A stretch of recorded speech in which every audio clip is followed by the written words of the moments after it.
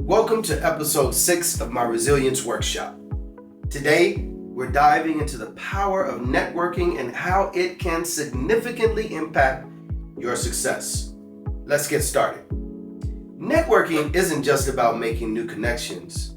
It's about nurturing and leveraging your existing relationships to unlock new opportunities. Your network can provide support, resources, and connections that can help you achieve your goals. Consider professionals who use their network to find new clients or collaborators. By leveraging their existing relationships, they can open doors to new opportunities and achieve greater success. So, how can you effectively nurture and grow your network? Glad you asked. Here are some strategies backed by research. Number 1, stay connected. Regularly check in with your contacts.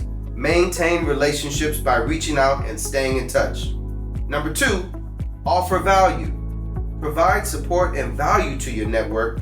Share resources, offer assistance, and be genuinely interested in helping others. Number 3, attend events. Participate in industry events, conferences, and social gatherings. These events provide opportunities to meet new people and strengthen existing relationships. Number 4, be authentic. Be genuine in your interactions.